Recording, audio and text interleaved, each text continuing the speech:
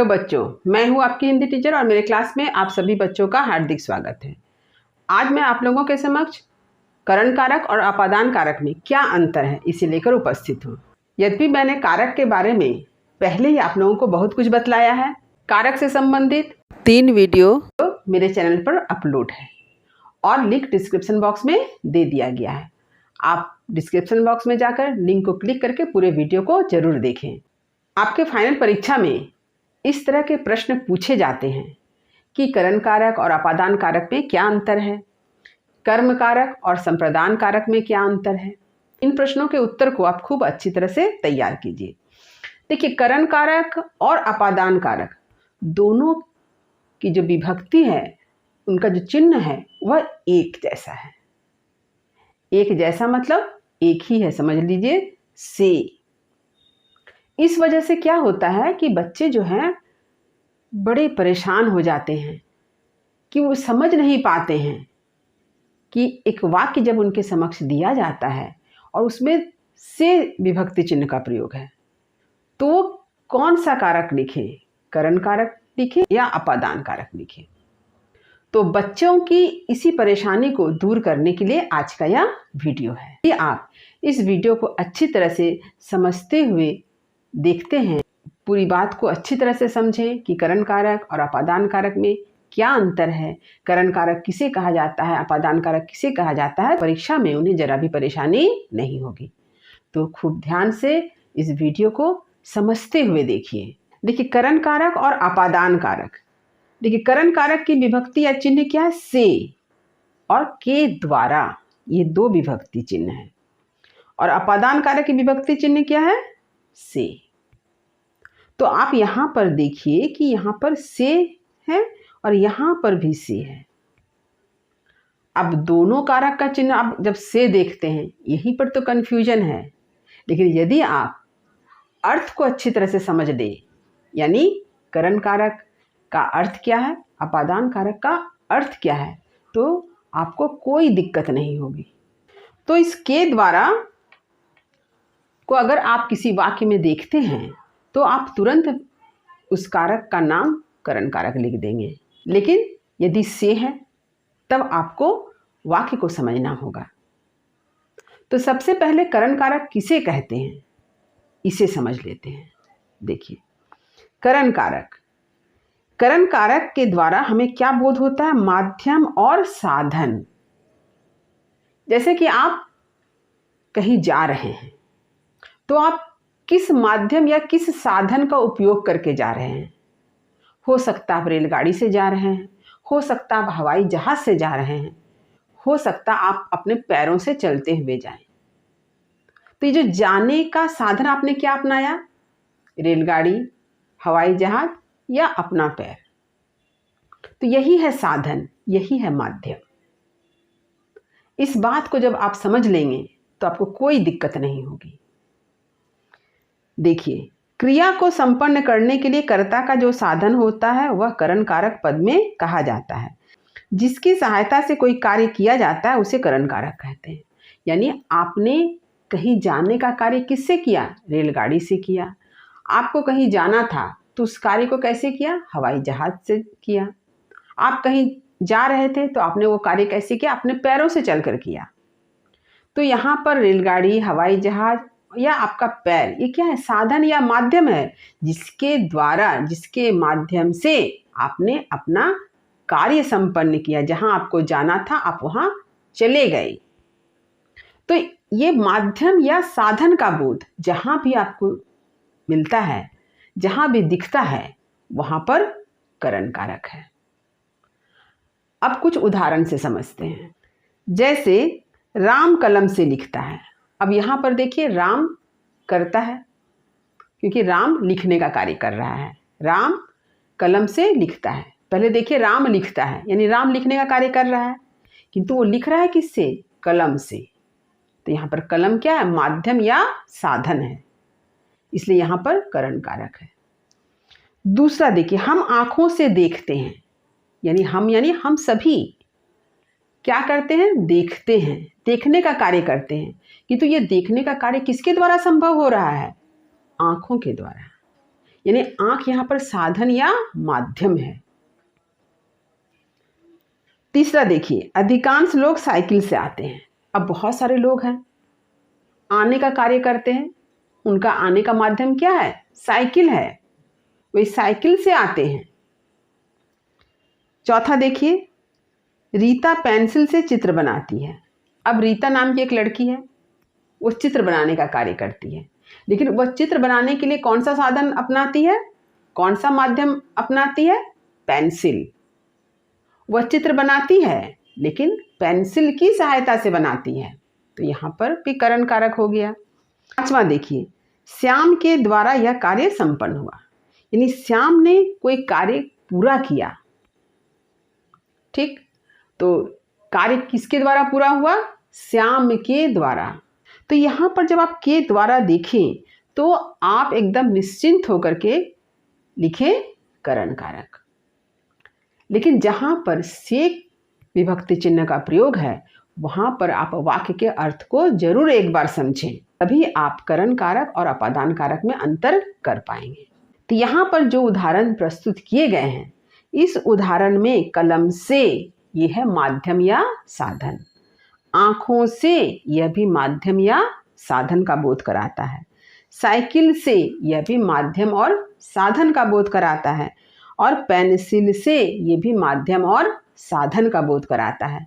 इसलिए यहाँ पर जो से विभक्ति चिन्ह है ये करण कारक का है। तो जहाँ कहीं भी माध्यम या साधन का बोध हो वहाँ होता है करण कारक, और वहाँ पर विभक्ति चिन्ह से होता है। अब चलिए अपादान कारक को समझते हैं।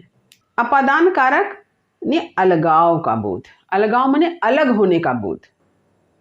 एक वस्तु एक दूसरी वस्तु से जब अलग होती है तो ये अलग होने का बोध कहाँ होता है? अपादान कारक में। संज्ञा के जिस रूप से एक वस्तु का दूसरी वस्तु से अलग होना पाया जाए वह अपादान कारक कहलाता है, यानी एक वस्तु दूसरी वस्तु से अलग हो रही है।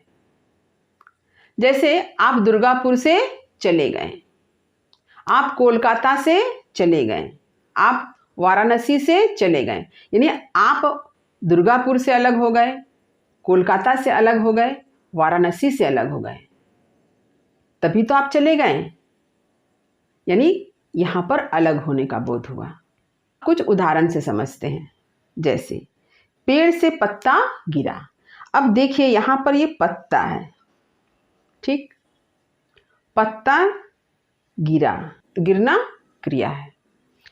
तो ये पत्ता का गिरना, तो पत्ता कब गिरा? पेड़ से जब अलग हुआ।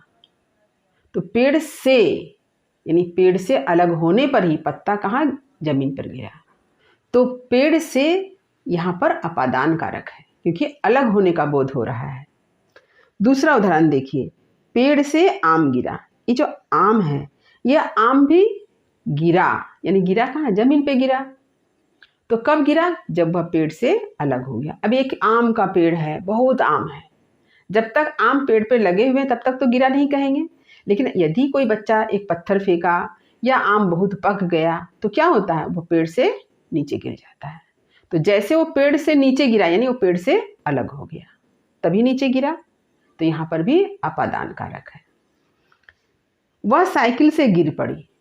अब कोई एक लड़की है, साइकिल चला रही है, चलाते चलाते क्या हुआ? वो लड़की साइकिल से अचानक गिर पड़ी। तो साइकिल से जैसे अलग हुई तभी तो गिरी, अगर साइकिल से अलग नहीं होती तब तो नहीं गिरती। तो साइकिल से अलग होने का बोध है यहाँ पर कि वह साइकिल से गिर पड़ी। चौथा देखिए, गंगा हिमालय से निकलती है। अब गंगा यानी गंगा नदी, गंगा नदी हिमालय से निकलती है, यानी हिमालय से अलग होकर गंगा नदी आगे बढ़ती है। तो इसलिए यहाँ पर गंगा हिमालय से निकलती है, तो हिमालय से यहाँ पर भी अलग होने का बोध हो रहा है, इसलिए यहाँ पर भी अपादान कारक है। पांचवा देखिए, उसके सिर से टोपी गिर गई। अब यहाँ पर देखिए टोपी है, टोपी गिर गई। टोपी कहाँ थी? किसी के सिर पर थी, हवा चली हो या ऐसे ही, टोपी जब सिर से अलग हुई तभी तो जमीन पर गिरी। तो यहाँ पर भी उसके सिर से, यहाँ पर भी अलग होने का बोध है। तो यहाँ पर देखिए पेड़ से, यहाँ अपादान कारक हो गया, यहाँ भी पेड़ से अपादान कारक है। साइकिल से, यहाँ भी अपादान कारक है। हिमालय से, यहाँ भी अपादान कारक है। और उसके सिर से, यहाँ भी अपादान कारक है, क्योंकि अलग होने का बोध हो रहा है। तो आप अच्छी तरह से समझ गए होंगे कि करण कारक का विभक्ति चिन्ह से जो है वह माध्यम या साधन का बोध कराता है। अपादान कारक का विभक्ति चिन्ह जो से है वह अलग होने का बोध कराता है। एक वाक्य मैं आप लोगों को लिखकर समझाती हूँ, देखिए। श्याम रेलगाड़ी से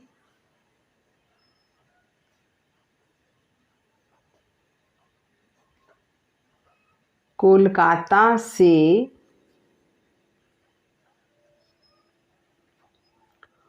मुंबई गया। अब यहाँ पर देखिए रेलगाड़ी से, और दूसरा क्या देख रहे हैं, कोलकाता से। तो श्याम जो है वह कहाँ गया, मुंबई गया, ठीक। लेकिन ये मुंबई जाने के लिए उसका माध्यम क्या था, रेलगाड़ी। श्याम जो है रेलगाड़ी से गया और कोलकाता से गया, यानी श्याम कोलकाता में था, लेकिन जब कोलकाता से वो बाहर निकला, यानी कोलकाता से जब वो अलग हुआ, तभी तो मुंबई की तरफ गया। कोलकाता में रहते हुए तो मुंबई नहीं जा सकता ना, कोलकाता से बाहर निकलना होगा रेलगाड़ी के माध्यम से। यानी कोलकाता के किसी रेलवे स्टेशन पर श्याम रेलगाड़ी पर बैठता है। अब रेलगाड़ी चलने लगी, अब चलते चलते वो कोलकाता से बाहर निकली और मुंबई की तरफ आगे बढ़ गई। तो जब तक कोलकाता से वो बाहर नहीं निकलता तब तक तो मुंबई पहुंचेगा नहीं।